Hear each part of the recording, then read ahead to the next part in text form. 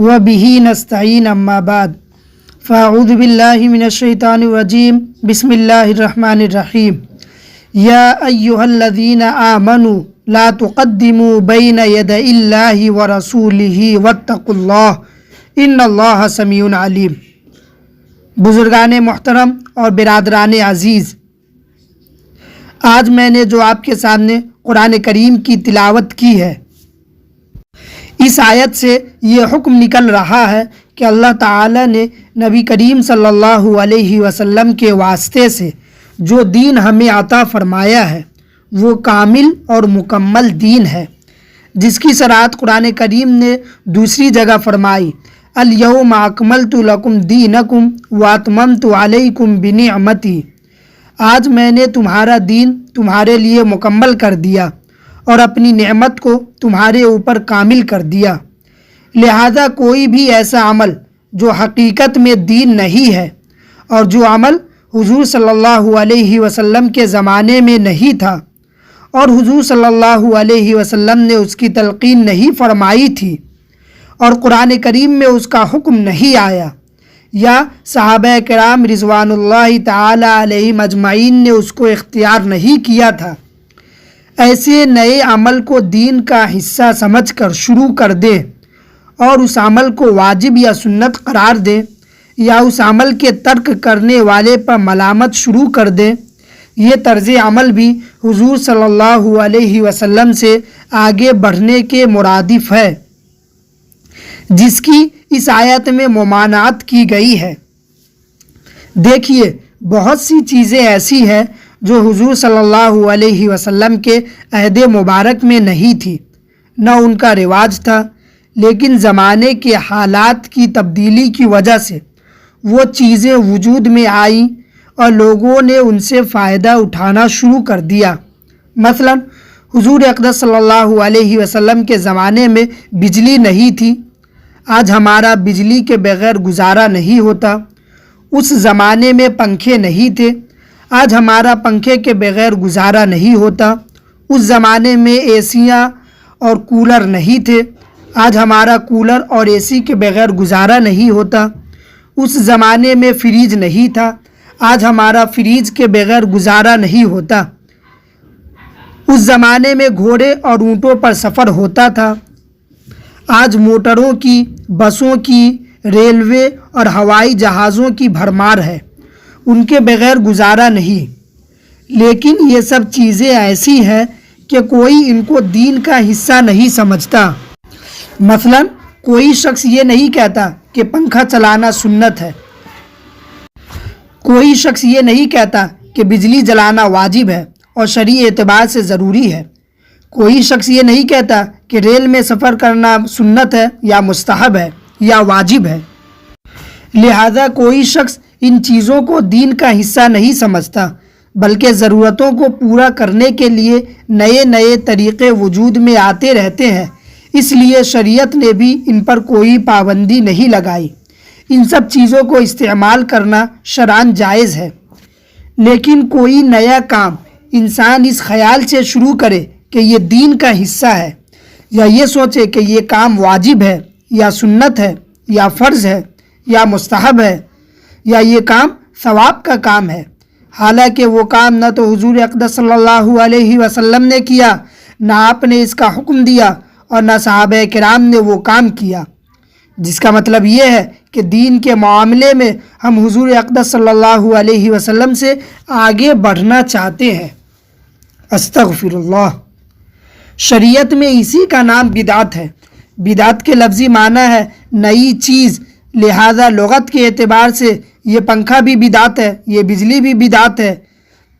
یہ ٹائلس اور ماربل بھی بدعت ہے، یہ کاریں، یہ بسیں، یہ ہوائی جہاز سب بدعت ہے۔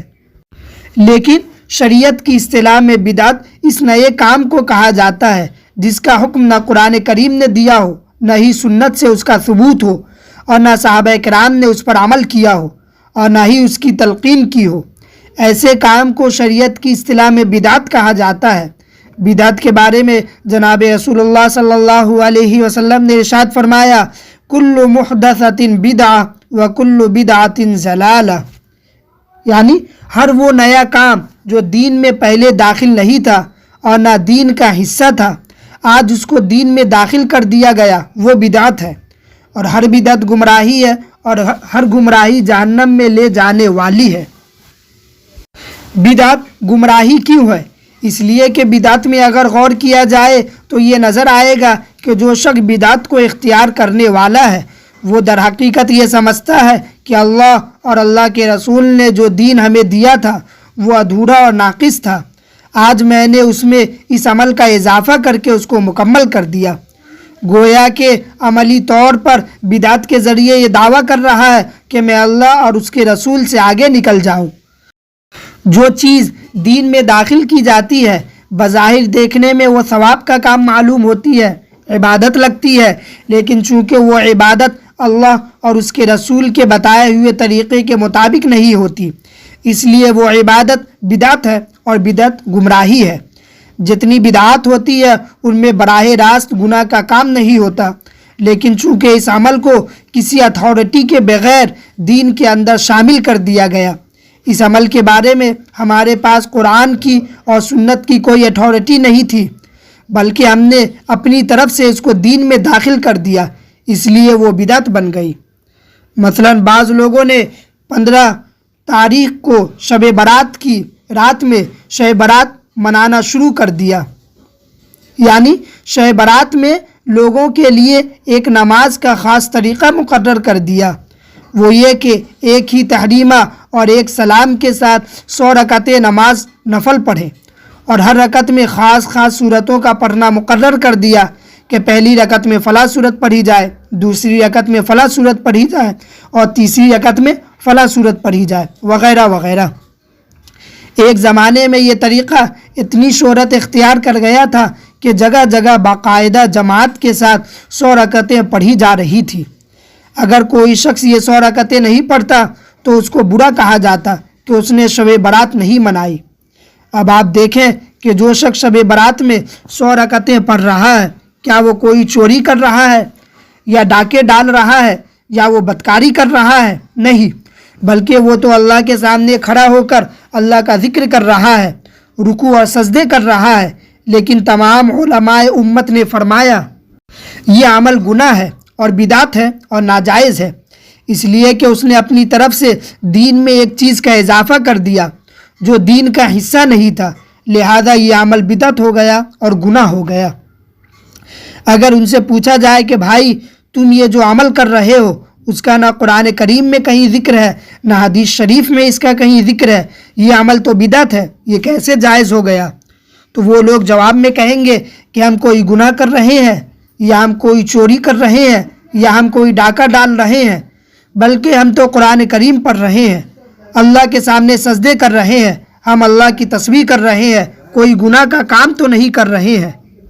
خوب سمجھ لیجئے کہ کوئی بھی عبادت اس وقت تک عبادت کہلانے کی مستحق ہے جب تک اللہ تعالیٰ اور اس کے رسول کی طرف سے اس کی سند موجود ہو،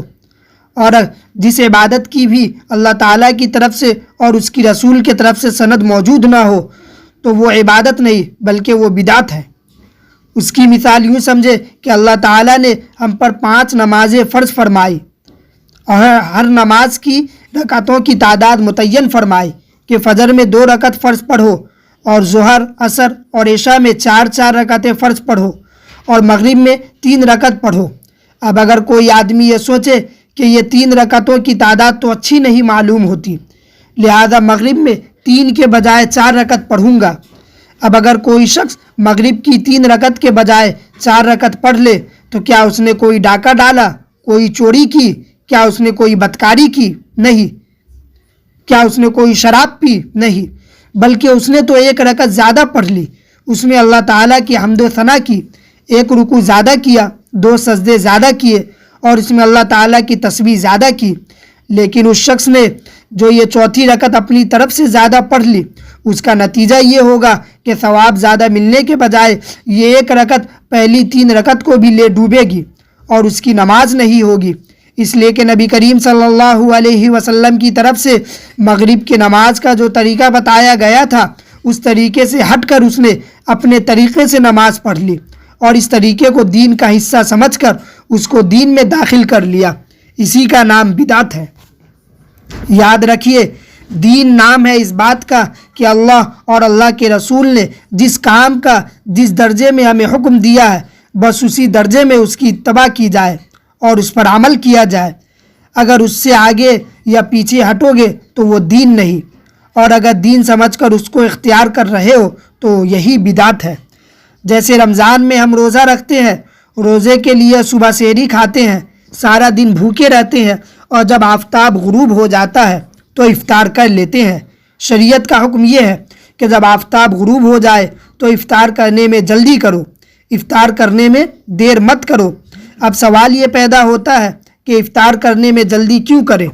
جب دن بھر اللہ کے لیے بھوکے پیاسے رہے تو اب اگر 1 گھنٹہ مزید بھوکے پیاسے رہ جائے تو اس میں کوئی قیامت تو نہیں آ جائے گی، اور کیا خرابی پیدا ہو جائے گی؟ بظاہر تو اس میں کوئی گناہ کی بات نظر نہیں آتی، لیکن نبی کریم صلی اللہ علیہ وسلم فرماتے ہیں کہ غروب آفتاب ہوتے ہی جلد از جلد افطار کر لو اور کچھ کھا پی لو، اس لیے کہ اللہ کا حکم یہ تھا کہ تمہیں آفتاب کے غروب ہونے تک بھوکا پیاسا رہنا ہے۔ اب آفتاب غروب ہونے کے بعد روزہ نہیں ہے۔ اب اگر تم نے اس کے بعد روزہ رکھا اور اس روزے کو آگے بڑھاؤ گے اور یہ سوچو گے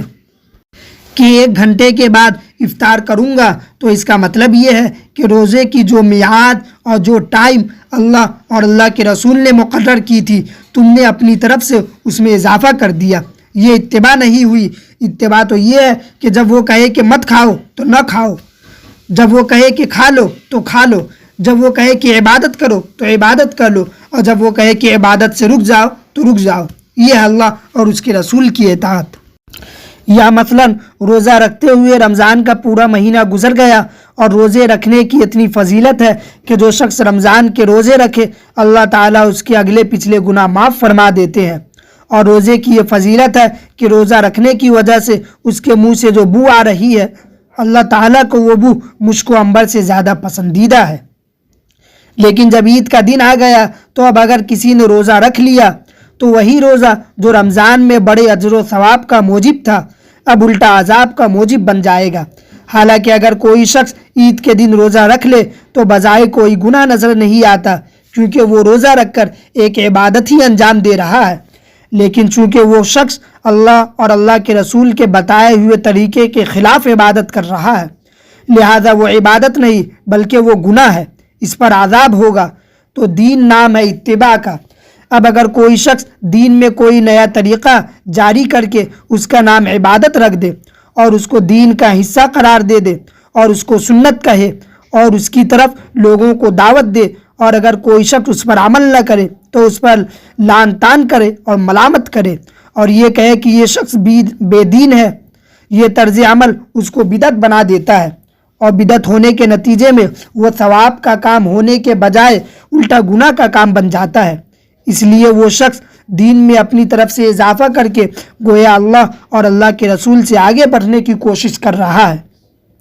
جبکہ قرآن کریم کا حکم یہ ہے یا ایھا الذین آمنوا لا تقدموا بین یدی اللہ ورسولہ واتقوا اللہ ان اللہ سمیع علیم۔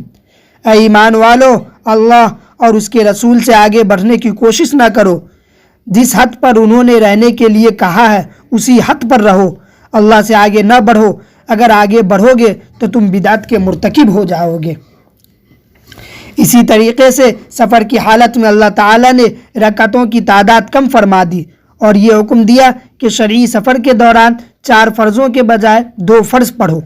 اب اگر کوئی آدمی یہ سوچے کہ اللہ تعالیٰ نے بے شک میرے لیے رکعتوں کی تعداد میں کمی کر کے ہمارے اوپر آسانی فرمائی، لیکن میرا دل نہیں مان رہا ہے، میں تو پوری 4 رکعت ہی پڑھوں گا، ایسا کرنا اس لیے جائز نہیں۔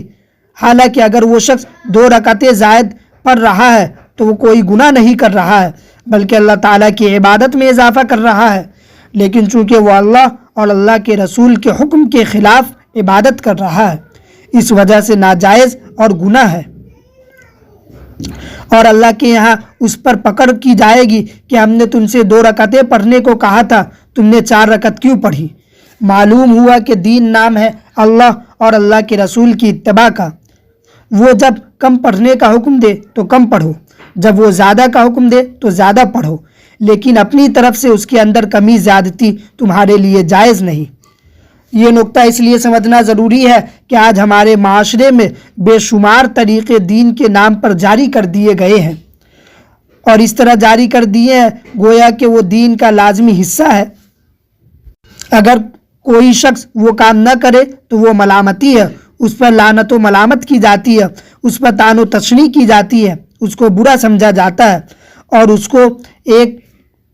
طرح سے مسلمانوں کی برادری سے خارج سمجھا جاتا ہے۔ وہ تمام طریقے جو حضور اقدس صلی اللہ علیہ وسلم سے ثابت نہیں ہے، صحابہ کرام رضوان اللہ تعالی علیہم اجمعین سے ثابت نہیں ہے،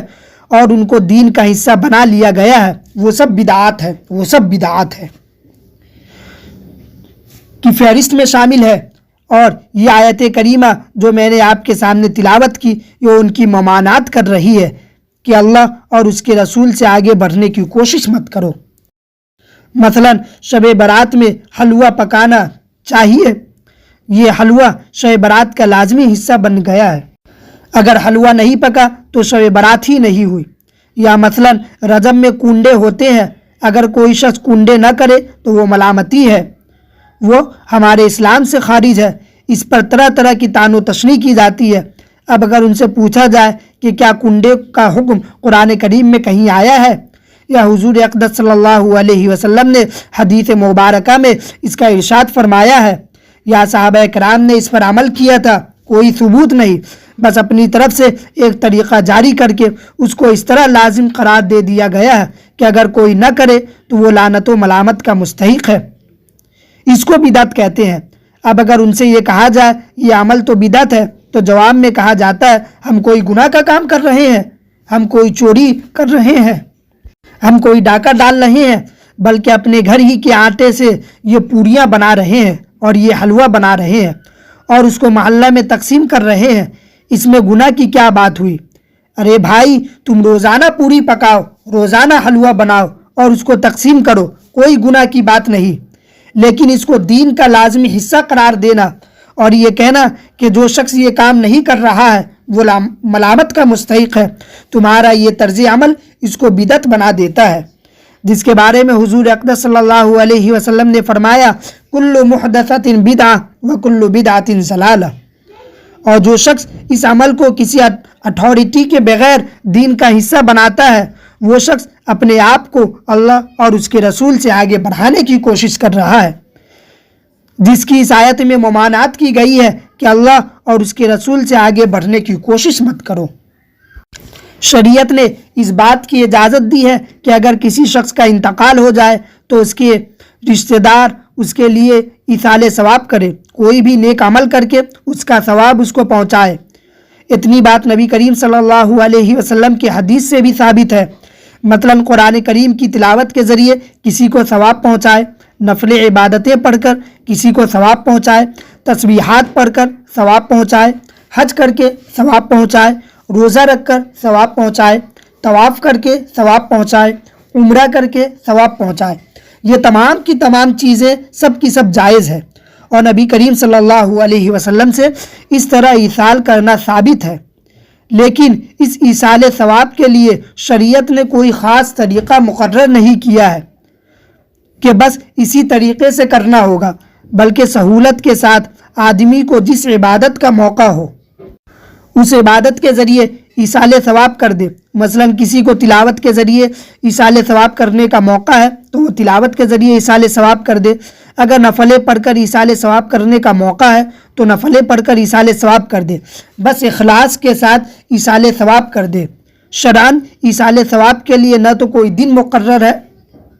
اور نہ ہی کوئی وقت مقرر ہے، اور نہ اس کے لیے کوئی طریقہ مقرر ہے،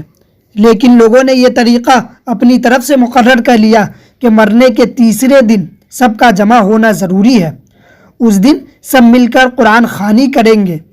اور جس جگہ تیجا ہوگا وہاں کھانے کی دعوت بھی ہوگی۔ اگر ویسے ہی پہلے دن یا دوسرے دن یا تیسرے دن قرآن شریف اکیلے پڑھ لیتے، لوگوں کے آنے کی وجہ سے جمع ہو کر قرآن پڑھنا ضروری نہیں تھا تو یہ طریقہ بالکل جائز تھا، لیکن یہ تخصیص کرنا کہ تیسرے دن ہی قرآن خوانی ہوگی اور سب مل کر ہی کریں گے، اور اس میں دعوت بھی ضرور ہوگی، اور جو ایسا نہ کرے وہ ہمارے میں سے نہیں۔ جب اس مخصوص طریقے کو دین کا لازمی حصہ قرار دے دیا،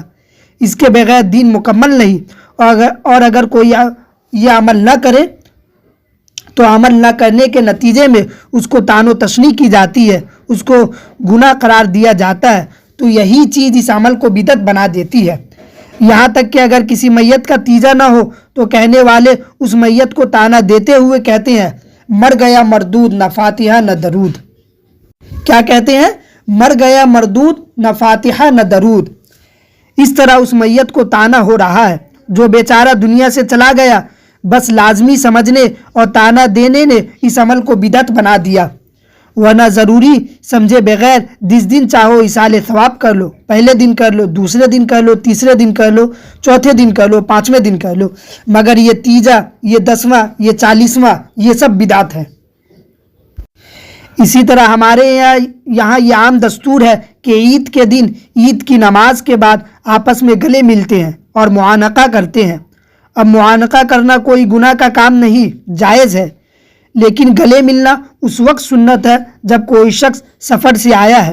اور اس سے پہلی ملاقات ہو رہی ہے، تو اس وقت حضور صلی اللہ علیہ وسلم کی سنت یہ ہے کہ اس سے گلا ملا جائے اور معانقہ کیا جائے۔ عام حالت میں معانقہ کرنا سنت بھی نہیں اور گناہ بھی نہیں۔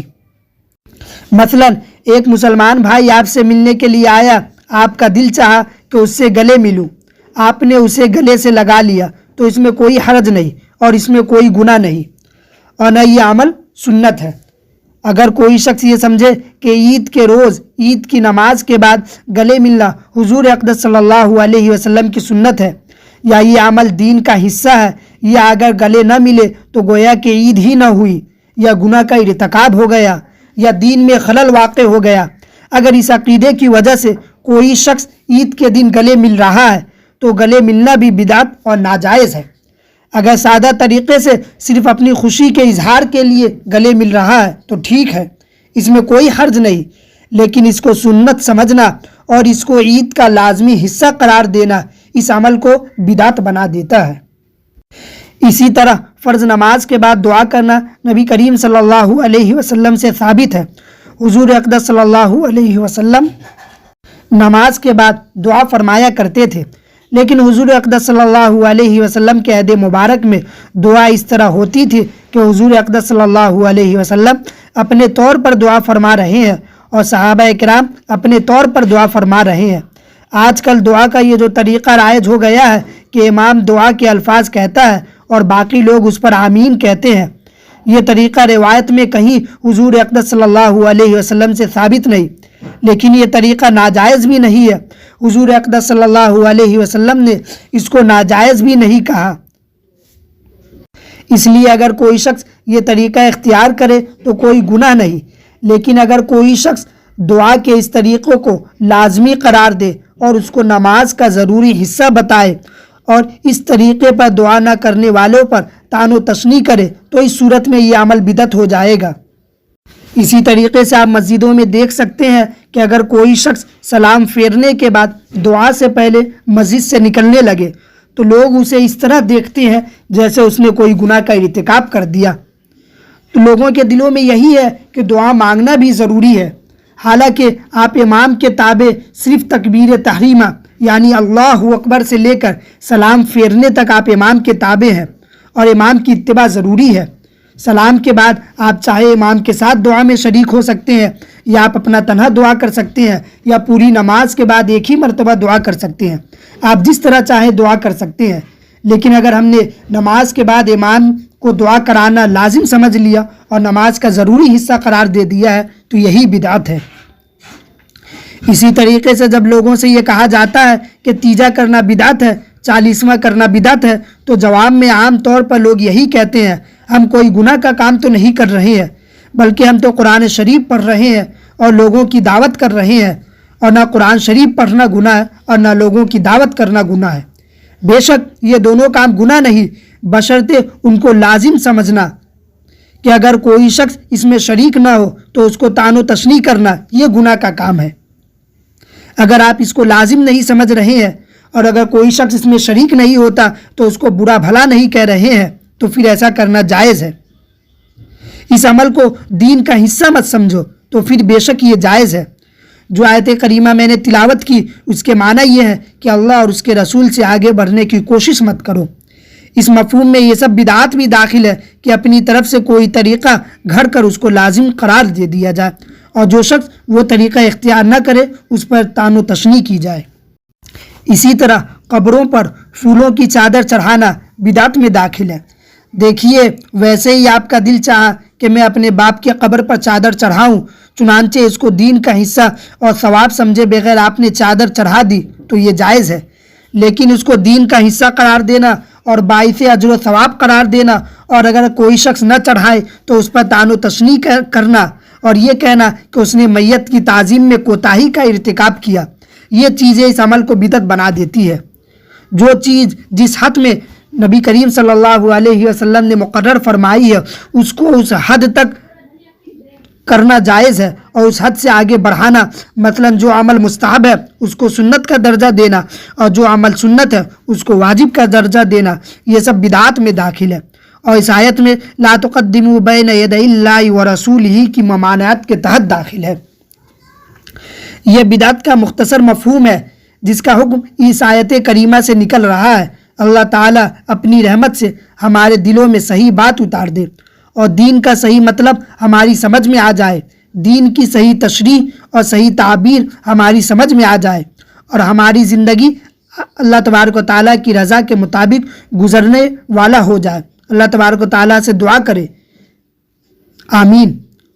خوب سمجھ لے کہ اس بیان کے ذریعے کسی پر اعتراض کرنا مقصود نہیں، کسی پر ملامت کرنا مقصود نہیں۔ ہم سب کو اللہ کے پاس جانا ہے، ہم سب کو اپنی اپنی قبروں میں سونا ہے اور اللہ کے پاس اپنے ایک ایک عمل کا جواب دینا ہے، لہذا کسی بات پر ڈٹنے اور اڑنے کی بات نہیں۔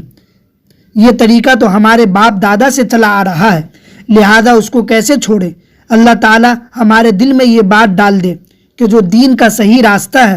وہ ہمارے لیے آسان ہو جائے اور ہم اس پر چلنے لگے۔ اللہ تبارک و تعالیٰ سے دعا ہے کہ ان سب کہی ہوئی باتوں پر ہمیں عمل کرنے کی توفیق عطا فرمائے، آمین۔ وآخر دعوانا ان الحمد للہ رب العالمین۔